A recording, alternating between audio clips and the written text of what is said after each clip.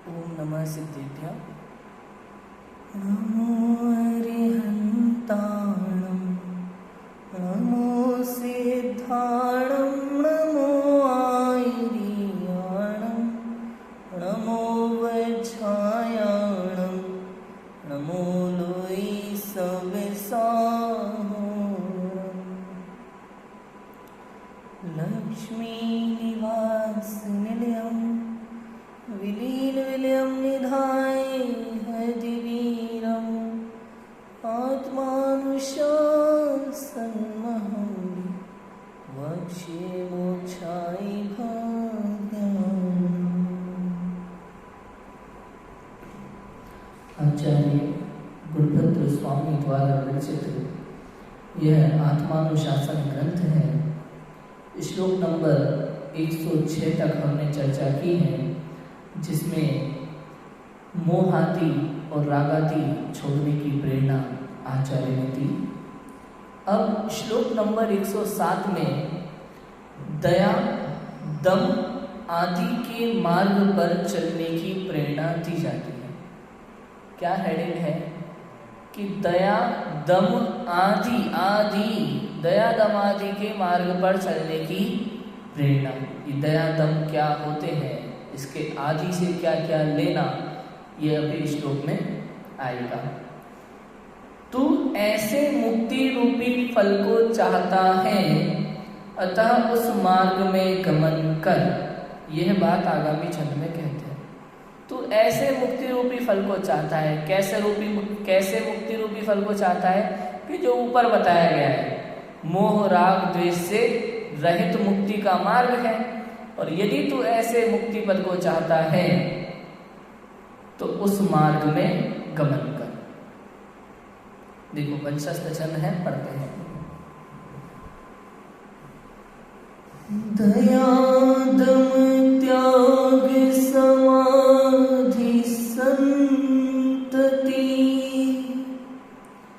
पथि प्रयाहि प्रगुणं प्रयत्नवान्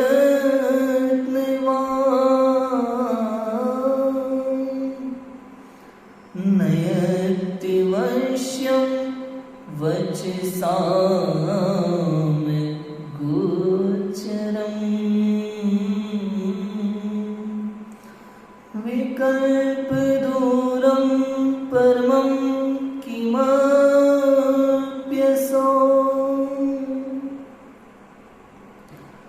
दया दम त्याग समाधि मार्ग में यत्नशील हो करो प्रयाण। इससे पाओगी तुम वचन विकल्प अगोचर पद निर्वाण।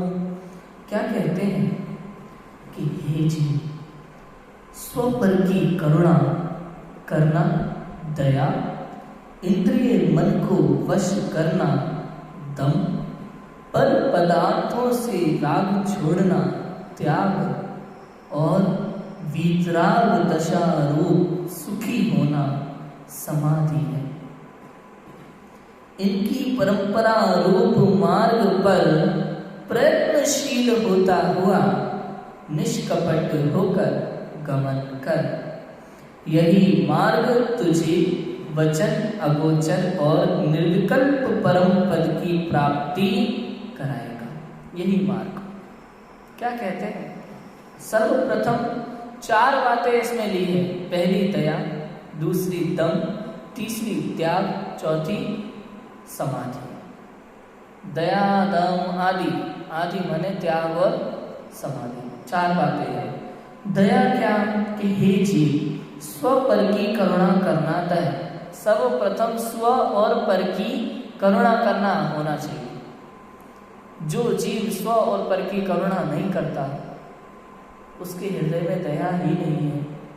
वो जीव मोक्ष मार्ग के लिए योग्य ही नहीं है, पात्रता ही नहीं है, सम्यक दर्शन की पात्रता नहीं है, यदि जीव के हृदय में दया का परिणाम न हो।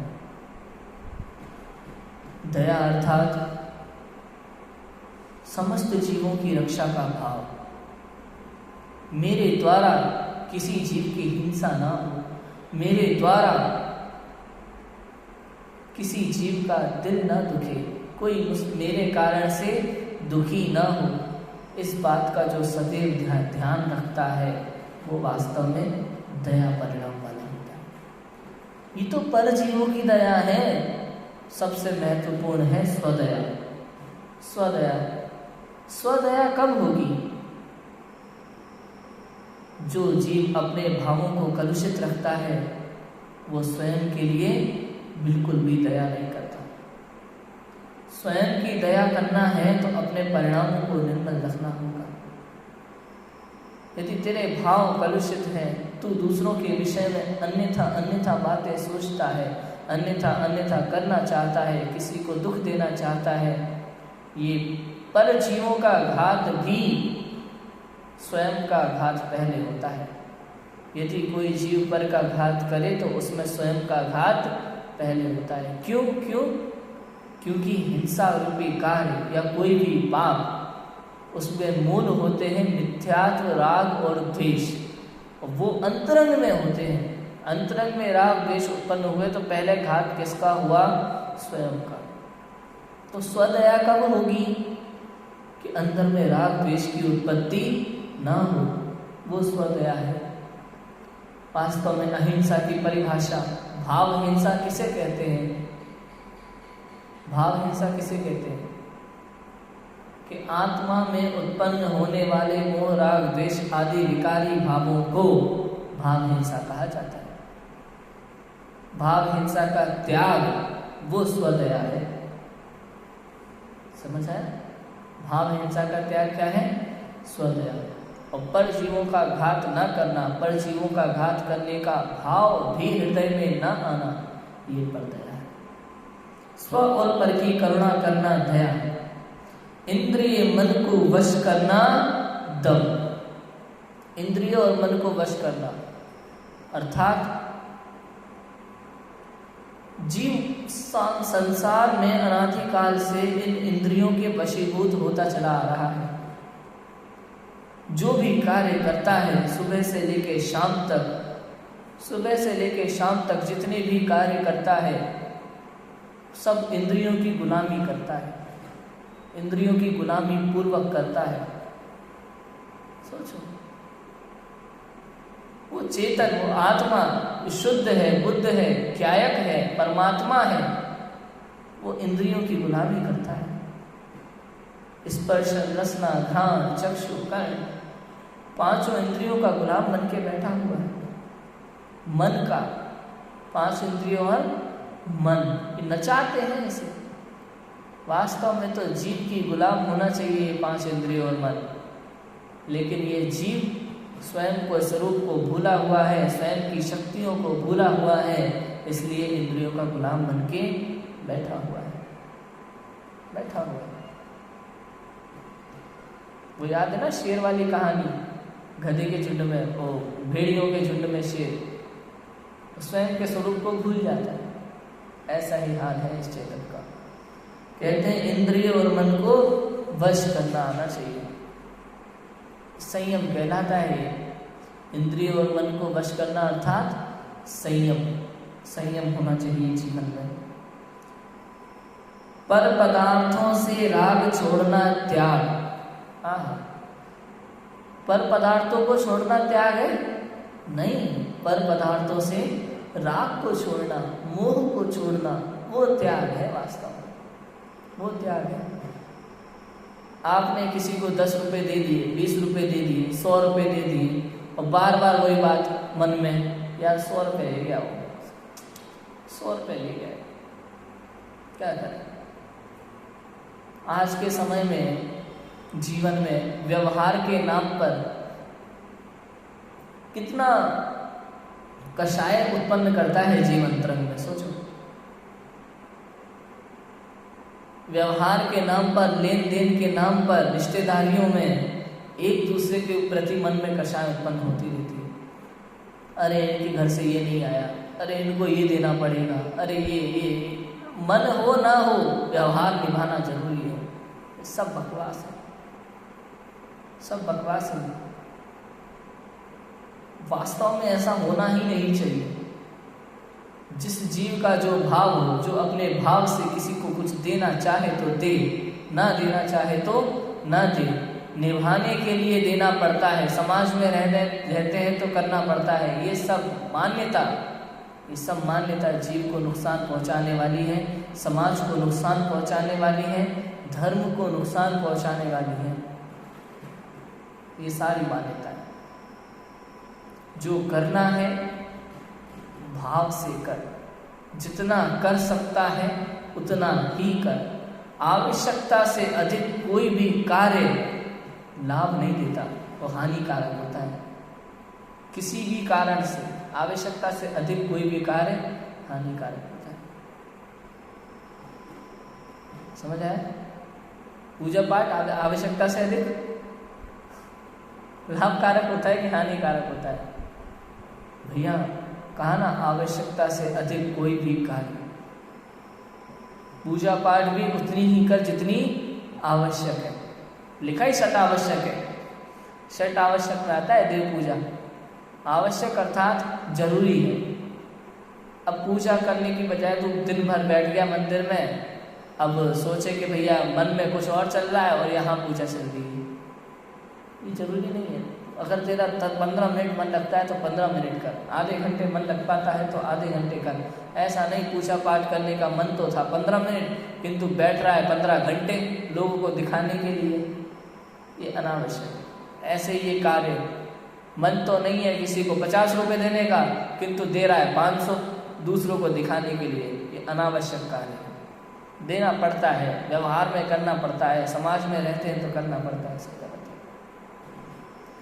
तो लिखा पर पदार्थों से राग छोड़ना त्याग है। पर पदार्थों को छोड़ना त्याग नहीं है, उसका विकल्प भी तेरे मन में नहीं आना चाहिए द्वारा, विकल्प भी नहीं आना चाहिए द्वारा मन में। एक बार जिस वस्तु का त्याग कर दिया, दोबारा उस वस्तु को दिमाग में लाना ही नहीं, छोड़ देना, विचार ही नहीं करना।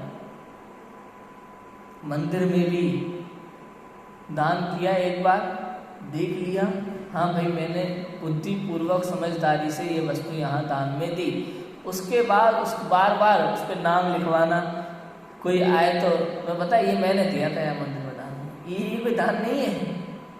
समझ में है? एक बार देने के बाद उसका सदुपयोग हो रहा है कि नहीं, ये ध्यान जरूर रखे, लेकिन इस भाव से नहीं कि मैंने दिया, ये भूल जाए। समझ आया? ये ध्यान रखना चाहिए।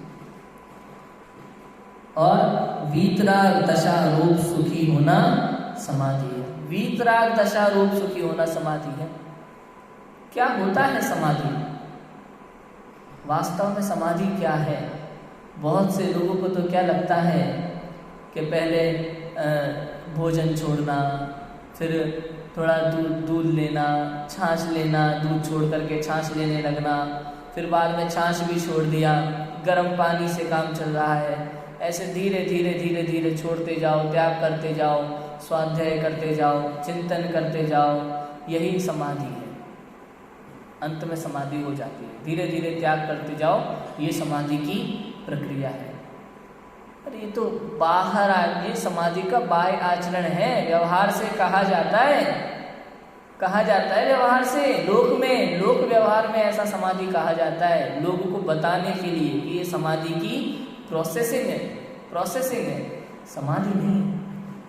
समाधि की क्या है? प्रोसेसिंग है, समाधि नहीं है। बात समझ में आया?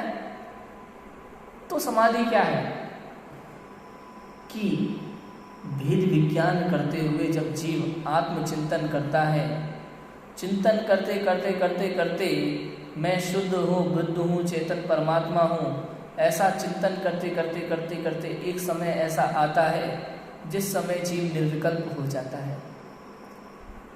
उस समय उसे मैं शुद्ध हूँ ऐसा भी विकल्प नहीं आता।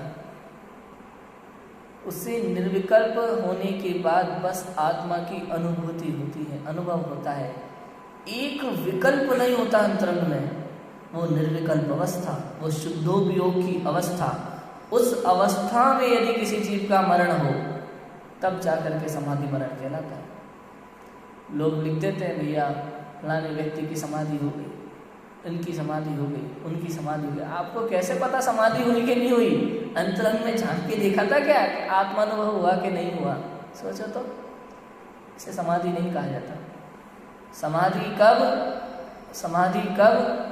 निर्विकल्प अवस्था में, शुद्धोपयोग की अवस्था में यदि जीव का मरण होता है, उस काल में, शुद्धोपयोग के काल में यदि मरण होता है, तब समाधि मरण कहलाता है। समझ में आया?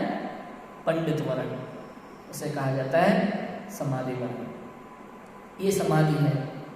देखो, इनकी परंपरा रूप मार्ग पर प्रयत्नशील होता हुआ निष्कपट होकर गमन कर, यही मार्ग तुझे वचन अगोचर और निर्विकल्प परम पद की प्राप्ति कराएगा।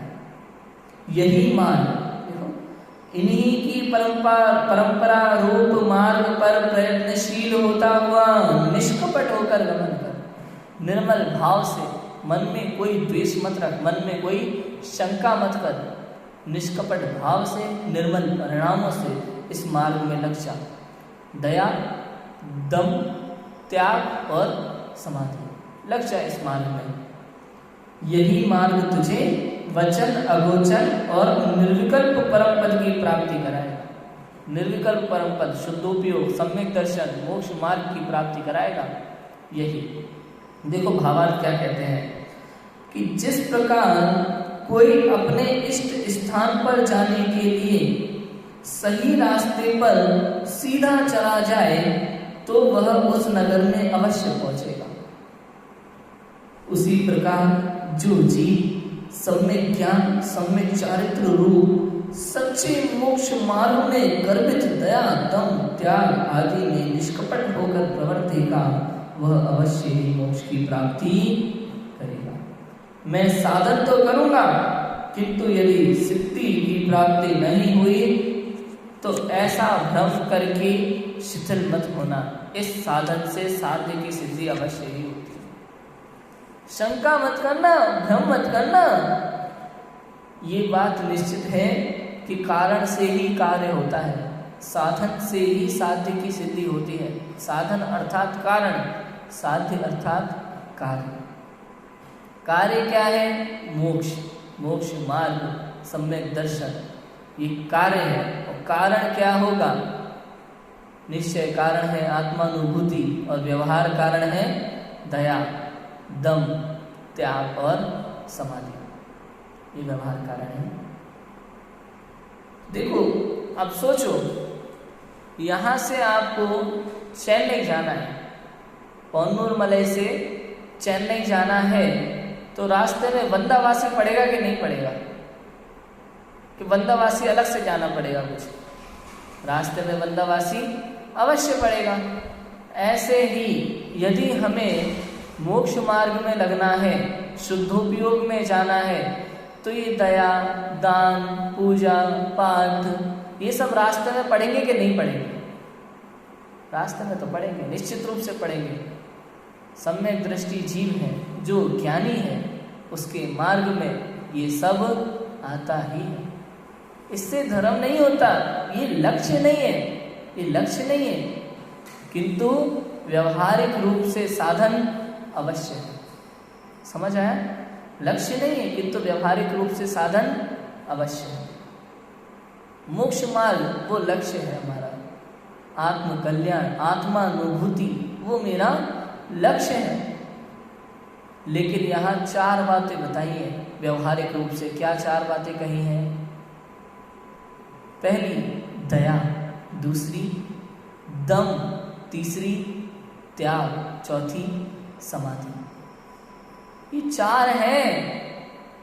ये 4 क्या है? ये मोक्ष के मार्ग का साधन है व्यवहारिक रूप से। वास्तव में सच्चा साधन तो आत्मानुभूति ही है, वही साधन है, वही साध्य है।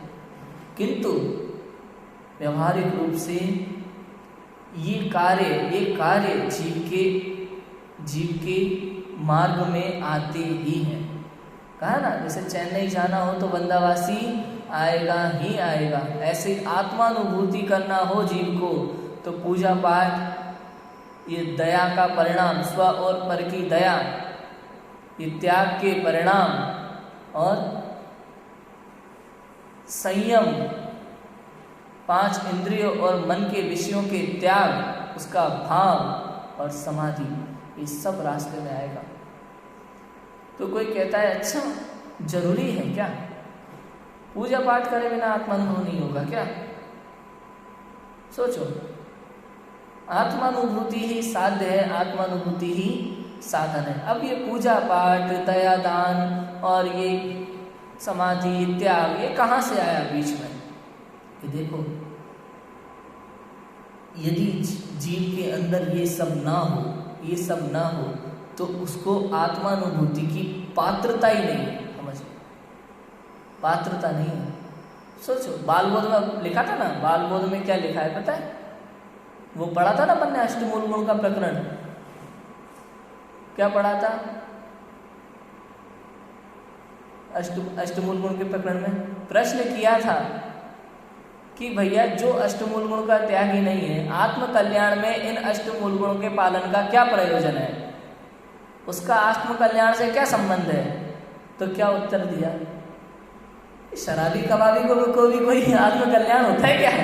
है शराबी कबाबी को भी कोई आत्मानुभूति होती है क्या? नहीं होती। ऐसे ही जो देव पूजा नहीं करता, जो वीतरागता को ही नहीं समझता, जिसको देवशास्त्र गुरु के प्रति आदर का भाव नहीं आता, उसको आत्मानुभूति कैसे होगी? बात समझ में आई? इसलिए वो आवश्यक है।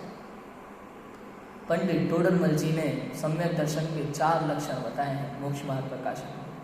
पता है कौन कौन से 4 लक्षण हैं? पहला, देवशास्त्र गुरु का यथार्थ श्रद्धान, सच्चे देवशास्त्र गुरु का यथार्थ श्रद्धान। दूसरा, 7 तत्वों का यथार्थ श्रद्धान। तीसरा, स्व और पर का यथार्थ श्रद्धान। चौथा कौन सा है? निज शुद्धात्मा का यथार्थ श्रद्धान। 4 लक्षण है सम्यक दृष्टि के, और ये चारों में अविनाभावी संबंध है। अविनाभावी संबंध समझते हैं? अविनाभावी संबंध अर्थात इसके होने पर इसके ना होने पर इसका भी ना होना, इसके होने पर इसका भी होना, ये अविनाभावी संबंध है। मतलब अग्नि है तो धुआं होगा ही होगा, और यदि धुआं नहीं है तो अर्थात अग्नि भी नहीं। समझ आया? इस तरीके से देखा जाता है, अग्नि है तो धुआं होगा ही होगा, और धुआं नहीं है तो अग्नि भी नहीं होगी। समझ आ गई बात? ऐसे ही यदि देवशास्त्र गुरु का श्रद्धान है तो आत्मा का श्रद्धान भी, आत्मानुभूति भी होगी ही होगी। यदि देवशास्त्र गुरु का श्रद्धान नहीं है तो आत्मानुभूति होना संभव नहीं। बात समझ में आ गई? ये क्लियरिटी है। तो भावार्थ समझ आ गया? जिस प्रकार कोई अपने इष्ट स्थान पर जाने के लिए सही रास्ते पर सीधा चला जाए तो वह उस नगर में अवश्य पहुंचेगा, उसी प्रकार जो जीव सम्यक ज्ञान, सम्यक चारित्र रूप सच्चे मोक्ष मार्ग में गर्भित मतलब रास्ते में पड़ने वाले, दया, दम, त्याग आदि में निष्कपट होकर प्रवर्तेगा। निष्कपट अर्थात क्या? निष्कपट अर्थात मन में शंका का कोई भाव नहीं होना चाहिए। मन में शंका का, अरे यार मैं इतनी मेहनत कर रहा हूँ, काम होगा कि नहीं होगा, मोक्ष मार्ग मिलेगा कि नहीं मिलेगा, आत्मानुभूति होगी कि नहीं होगी, शंका नहीं करना। शंकालु जीव को आत्मानुभूति नहीं होती। लक्षण है सम्यक दर्शन का पहला लक्षण, निशंकित। यदि शंका है तो सम्यक दर्शन नहीं हो सकता। इस मार्ग में, मोक्ष मार्ग में शंका नहीं होती जीव को। निष्कपट होकर प्रवर्तेगा, वह अवश्य ही मोक्ष की प्राप्ति करेगा। मैं साधन तो कर्म करूंगा, परंतु यदि सिद्धि की प्राप्ति नहीं हुई तो ऐसा भ्रम करके शिथिल मत होना। सीधा कह रहे हैं, ऐसा भ्रम करके शिथिल मत हो जाना भैया। करते ना बहुत से लोगों को मन में ऐसा आता है भाव, यार कितना तो स्वाध्याय करते हैं, कितना तो पूजन करते हैं, क्या होता है इससे? कुछ होता है क्या? अरे प्रभु, स्वाध्याय की शुरुआत भी नहीं है तेरी अभी। अगर तू ऐसा सोचता है तो स्वाध्याय की तेरी शुरुआत भी नहीं है, एबीसीडी नहीं है, पहली क्लास नहीं है अभी तो। तू ऐसा सोचता है, ये तो वो मार्ग है ये तो स्वाध्याय जिन वचन, ये वो वचन हैं जिनको सुनने मात्र से पात्र जीवों को सुनने मात्र से आत्मानुभूति हो जाती है। पात्र जीव जो उत्कृष्ट पात्र जीव होते हैं, जैसे जैसे जैसे सिंह, जैसे महावीर का सिंह वाली पर्याय में जीव, पात्र जीव वो है। देखो, जिन वचनों को सुना, मुनि वचनों को सुना, सुनते ही आत्मानुभूति हुई। कितनी घंटों के प्रवचन किए होंगे उन दोनों मुनिराजों ने, बताओ। घंटों के? अरे कुछ मिनटों में, कुछ मिनटों में। समझा? एक एक घंटे तो मुनिराज इतना तो बोलते ही नहीं है, समझ है, कुछ मिनटों में। और देखो, सिंह त्रियंच पर्याय भाषा नहीं समझता, फिर भी समझ गया, आत्मानुभूति हो गई, श्रावक बन गया पंचम गुण स्थानवर्ती। ये है पात्र जीव। ये नहीं कह रहे यार कितना तो पढ़ते रहते हैं, कितना तो पूजा पाठ करते हैं, इससे क्या होता है, कौन सा भगवान बन जाएंगे। ऐसा भाव मत लाना। हम वो जीव हैं जो महाभाग्यशाली हैं, महाभाग्यशाली। पता है, अनंत जीवों की लाइन लगी है, अनंत जीवों की मनुष्य गति में आने के लिए, अनंत जीवों की लाइन लगी है मनुष्य गति में आने के लिए, और अनंत जीवों की लाइन लगी है जैन कुल को पाने के लिए, और अनंत जीवों की लाइन लगी है जिनवाणी को सुनना मिलना, इसके लिए। हम बहुत भाग्यशाली हैं, हमें ये मिला है, अवसर मिला है। हम बहुत भाग्यशाली हैं, हमें ये भूमिका मिली है कि हम पुरुषार्थ करके आत्मानुभूति कर सकते हैं। समझ आया? तो ये विचार तक मन में नहीं आना चाहिए भगवान बन जाएंगे क्या। अरे भगवान बनेंगे, निश्चित रूप से बनेंगे। भक्त नहीं, भगवान ही बनेंगे, निश्चित रूप से बनेंगे। इसलिए शंका अंतरंग में आना ही नहीं चाहिए। और बनेंगे क्या, मैं तो बना बनाया भगवान ही हूँ। निर्णय ही तो करना है, मुझे निर्णय ही तो करना है। अंदर में शंका तो चली रही है अनादिकाल से, आज समय है उसका कंफर्म करने का, पक्का करने का, निर्णय करने का कि मैं ही भगवान हूँ, मैं ही शुद्ध हूँ, मैं ही बुद्ध हूँ, मैं ही परमात्मा हूँ। आज ही ये निर्णय करना होगा, आज ही ये अनुभव करना होगा, तब जाकर के हमारे संसार के अनंत भवों का अंत होगा। समझ है? संसार के अनंत भवों का अंत होगा। क्यों कहा मैंने अनंत भवों का अंत? अनंत का तो कभी अंत नहीं होता ना, तो अनंत का अंत क्यों कहा? वास्तव में देखा जाए ना, सम्यक दर्शन होने के बाद भी अर्धपुद्गल परावर्तन काल लोगों का शेष रह जाता है किसी का। उत्कृष्ट मतलब उसके अंदर में मोक्ष जाएगा ही जाएगा, किंतु अर्धपुद्गल परावर्तन काल कितना बड़ा होता है पता है? अर्धपुद्गल परावर्तन काल कितना बड़ा होता है?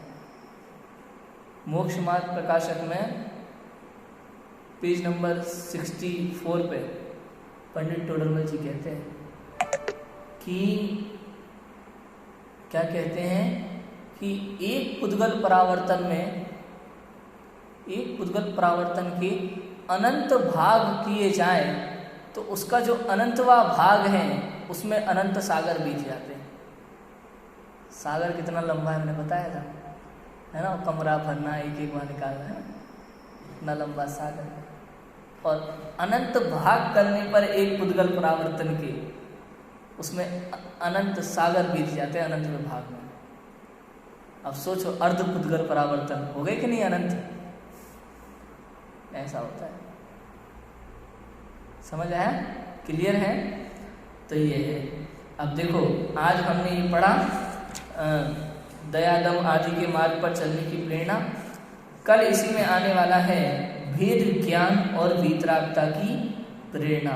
भेद ज्ञान कैसे करना, वीतरागता की प्रेरणा, वीतरागता की प्राप्ति को हम कैसे करेंगे, इस बात की प्रेरणा आचार्य कल 108 नंबर के श्लोक में देंगे। अभी की चर्चा को विराम देते हैं। ओम नमः शिवाय।